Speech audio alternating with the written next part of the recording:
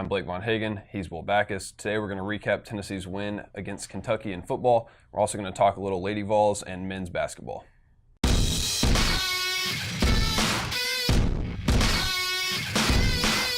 Well, Will, we talked last week going in. We said that the Tennessee-Kentucky game was probably going to be pretty ugly.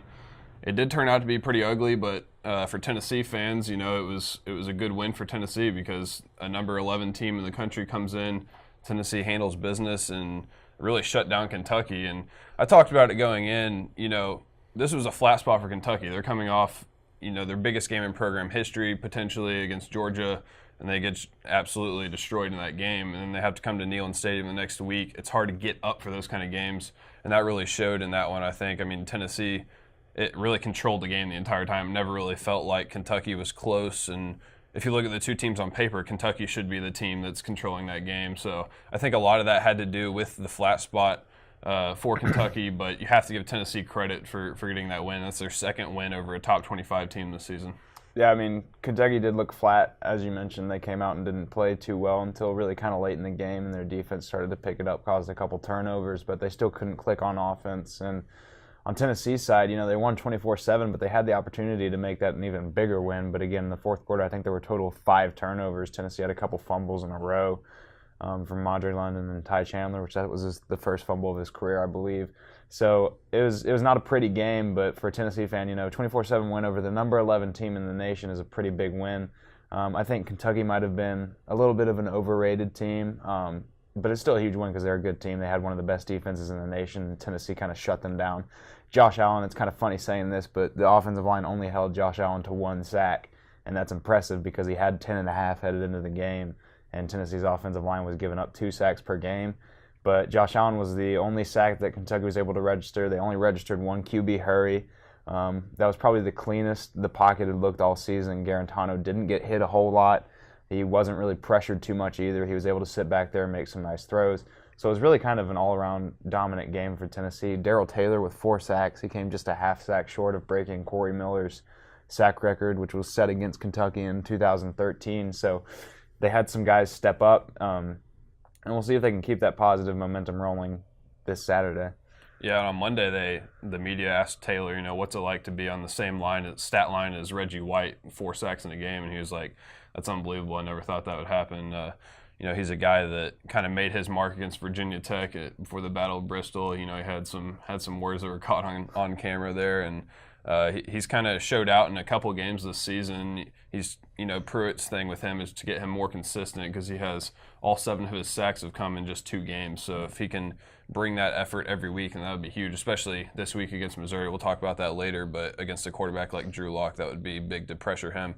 But yeah, it's weird to say that Benny Snell was a good matchup for a team. But for Tennessee, their run defense is better than their pass defense, and Benny Snell may be a little hampered coming into that game. He rushed it 20 times, only had 79 yards, so that's huge for a Tennessee defense to be able to slow him down. And obviously Kentucky has struggled in the pass game all season. We've seen that, so to be able to make them one-dimensional, like Pruitt said after the game, was huge for Tennessee, and that turned out to be a good matchup for that Tennessee defense. Saying 79 yards on the ground to a single running back is kind of a good showing for a defense. It's kind of odd because that's not a bad total for a running back, but when you consider that running back is only about 400, less than 400 now, a little over 300 yards away from becoming Kentucky's all-time leading rusher. He already had 1,000 yards in the season through their first 9 games. So Benny Snell is one of the most talented running backs in the nation. He might be the most talented in the SEC. He said before the season that he was, and so far he's really kind of proved it. So just to hold him to 79 yards on 20 carries was big for Tennessee's defense. Their front as a whole played really well. Linebackers too, Daniel Batuli, he kind of was all over the field. I believe he finished with 8 tackles, 2.5 for loss. So that's a pretty big stat line for a linebacker. So they just did a great job of limiting the run.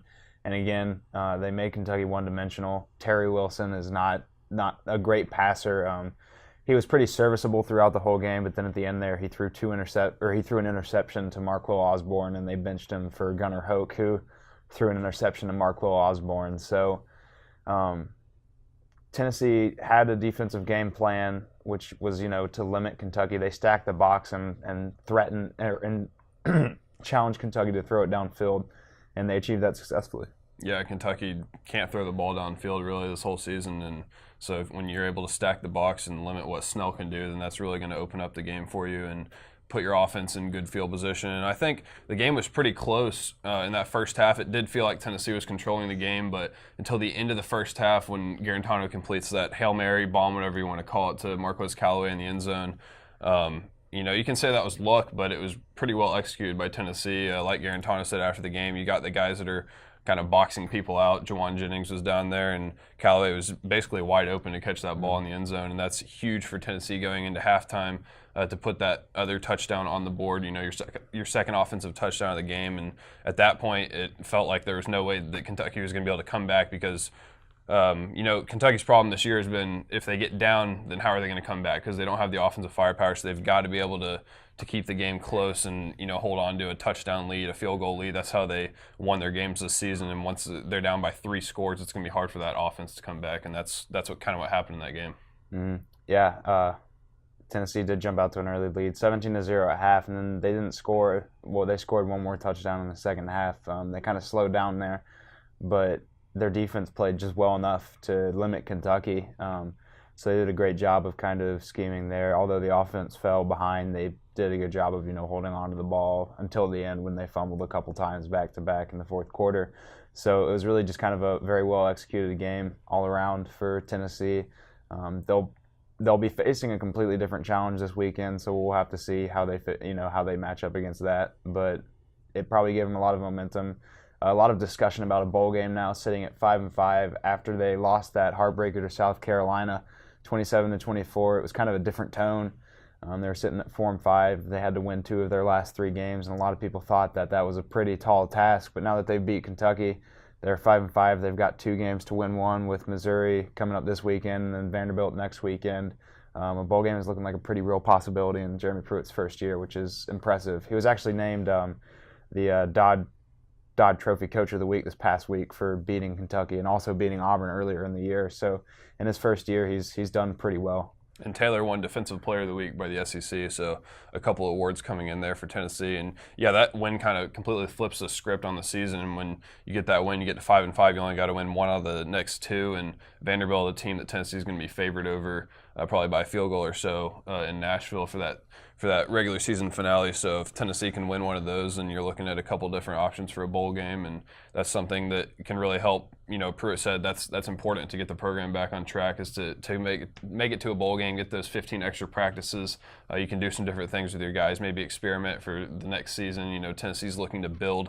They don't start a senior on offense, so that's they have a young team that they're looking to build towards the future, and having those extra practices, that extra competition is definitely going to be something that could help them out.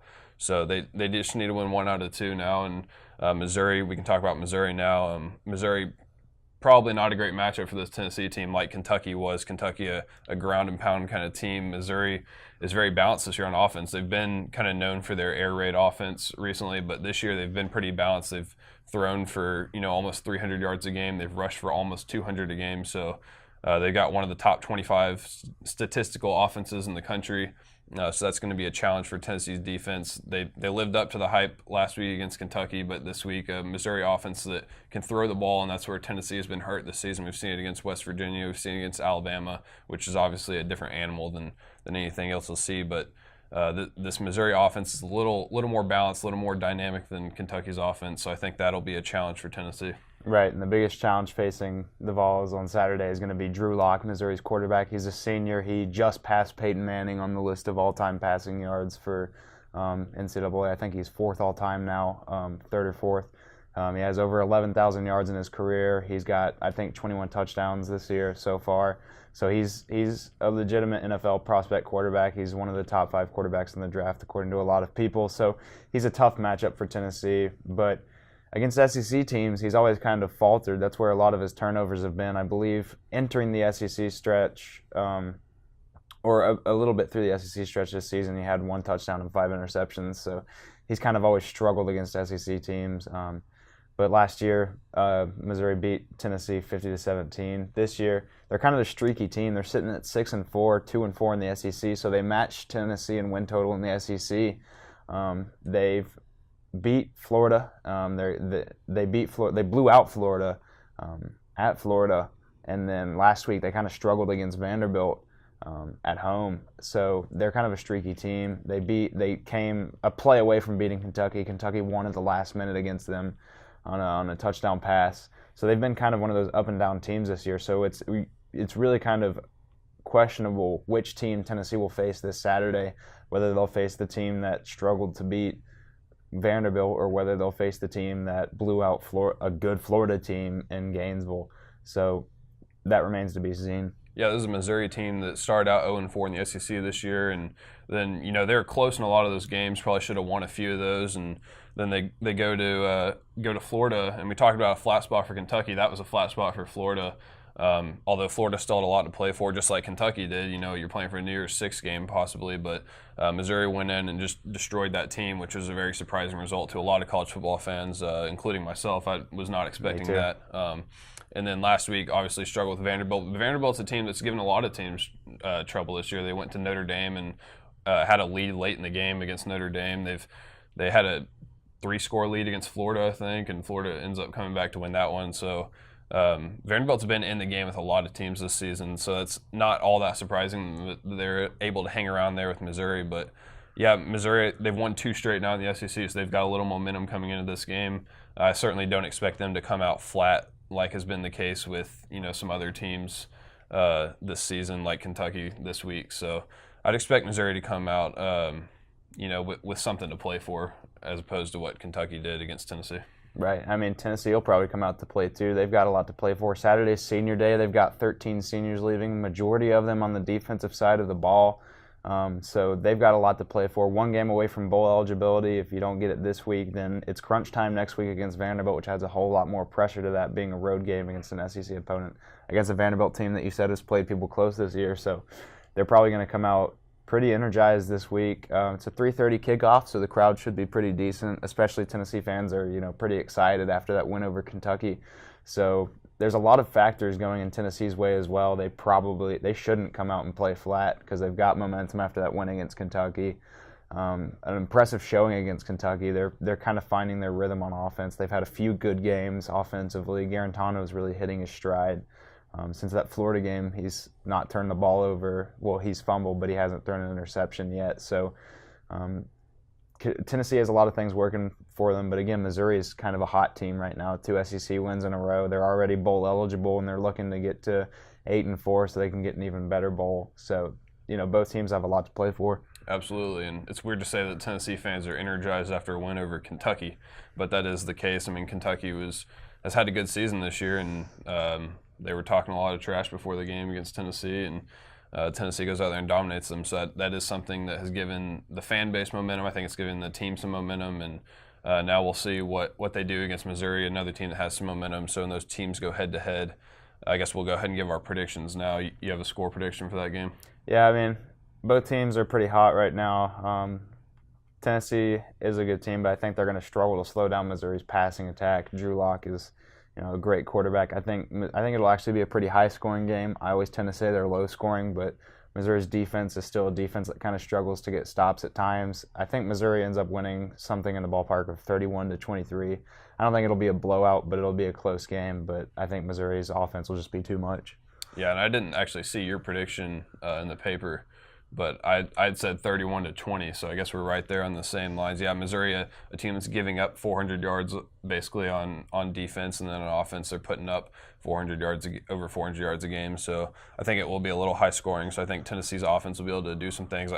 I think it comes down to if Tennessee's offense can hang in there with this Missouri offense. If they can hang in there with them and go blow to blow with them, then I think Tennessee has a good shot to win the game. But I think Missouri just had a little bit more on offense, and I've been picking against Tennessee in some of these games that they've won.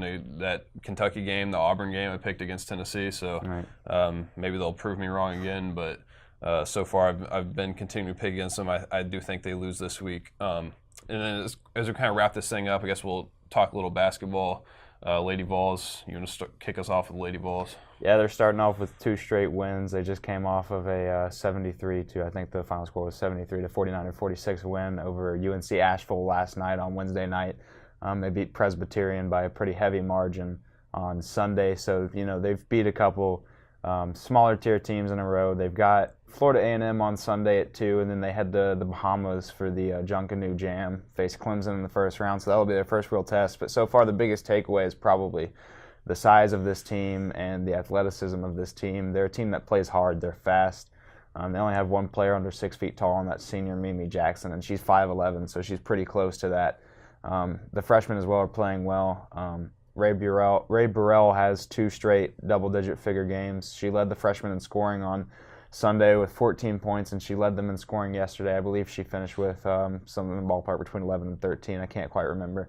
But she's been playing pretty well so far, and then freshman Zay Green as well has provided a pretty big spark. So, they're a young team. 7 out of 11 of their players are sophomores or freshmen. So they're a very young team. They're still learning. Holly Warlick said it yesterday because they kind of struggled in the second half, only put up 8 points in the third quarter against UNC Asheville. She said, at first she was mad, but then she remembered that this is a young team and they're still kind of learning what she wants them to do. And they'll have one final tune-up game on Sunday against Florida A&M before they really kind of get to the meat of their schedule and start playing some top-tier teams, including the defending national champions Notre Dame down the road. Yeah, and then on the men's side, since our last episode of Checkerboard Chat, Tennessee's picked up 2 wins, beat Louisiana on Friday night, and then on Tuesday beat Georgia Tech in what was a pretty ugly game. But I think what that game said about Tennessee is it was ugly, but it never felt like it was in doubt. It never felt like that Georgia Tech had a legitimate chance to win that game. Even by the way they were coaching, it just really there were a lot of fouls, there were a lot of turnovers, a lot of sloppy play, slowing that game down, just the physical way that Georgia Tech was playing. But yet Tennessee was maintaining around a 15-point lead the entire game. It never really felt like Georgia Tech was going to be able to do enough on offense to really make that game that close. And Tennessee's, Rick Barnes said after the game that they pride themselves on their defense. That's where they've hung their hat the last 2 seasons, and that's where they're going to do it again this season. So if Tennessee's defense can play like they did against Georgia Tech, then I think they'll have a shot to beat any team in the country. Duke obviously would be a challenge for anyone just based on the offensive firepower they have. So that would be something, if those teams were to meet in the NCAA tournament, that would be quite the showing. But yeah, I think Tennessee's defense has a shot to keep them in any game, and now Tennessee's going to have their first real test of the season when they go to Brooklyn for the NIT tip-off over Thanksgiving. They'll be playing against Louisville, and then they'll play either the winner or the loser of the Marquette and Kansas game. So if they were to play Kansas, that could be 2 top 5 AP teams playing against each other, which would be quite the early season battle. Right. Yeah, I mean, Marquette or Kansas would be tough matchups because Marquette's coming off a loss against Indiana last night, but they're still, number 19 team in the country, I believe, so they're nothing to sneeze at. And then Louisville in the first round of that isn't a bad team to play. They've got a couple big wins this season, so both teams are really starting to kind of pick up with their schedule, so it should get interesting. And yeah, we came out with our basketball issue at the Daily Beacon today, so make sure you check that out either online or if you're on campus, pick up a copy of that. We got a lot of cool stuff in there. We got our season predictions in there. But this week we'll have coverage of the Tennessee-Missouri football game. We'll have some basketball coverage down the road. We'll have plenty of stuff coming up with soccer coverage with the NCAA tournament hosting again on Friday. So make sure you're following us on social media and staying up to date on the Daily Beacon website. But for now, thanks for watching.